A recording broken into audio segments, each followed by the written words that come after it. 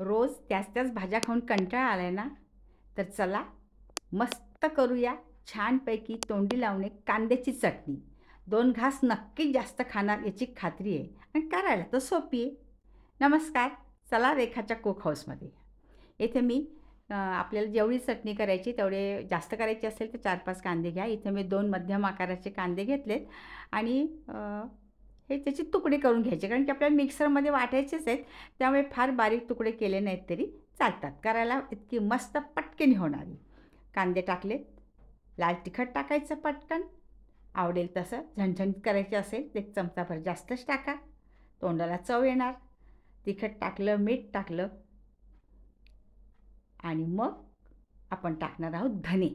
या चटणीत धण्याची चव अशी आबडधोबड वाटलेले धने दाताखाली आले ना, आहाहा! मस्त लागते. आणि वरतून पिळायचं लिंबू. काहीही जास्त साहित्य लागत नाही. आपल्या घरात जे अगदी रोजचं साहित्य आहे त्याच साहित्यात खमंग अशी ही चटणी आपल्याला करता येते.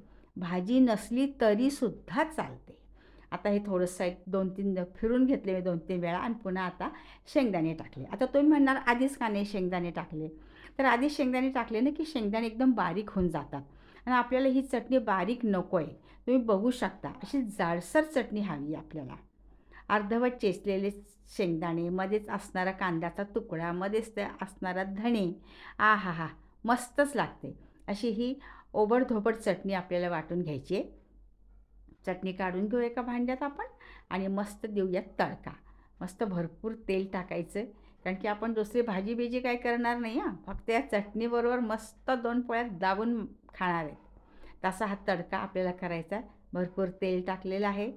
मस्त मोहरी टाकायची आहे आपल्याला आणि त्याच्यात टाकूया जिरे, कारण की जिऱ्याशिवाय तडका हा नाहीच.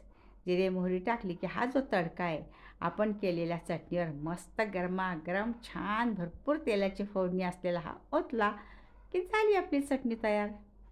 करून बघा तुम्ही. मला खात्री की तुम्ही हे आवडीने खाताल आणि कोथिंबीर पेरल्यावर तर त्याची चव आहाहा!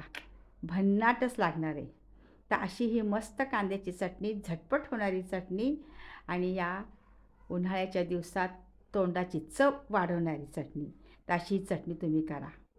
आणि हो, माझं नेहमीचंच आहे.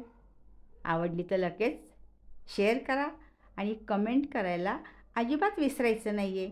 अशा छोट्या छोट्या रेसिपीसाठी नक्कीच माझं चॅनल तुम्ही लाईक करा, सबस्क्राईब करा, शेअर करा. धन्यवाद.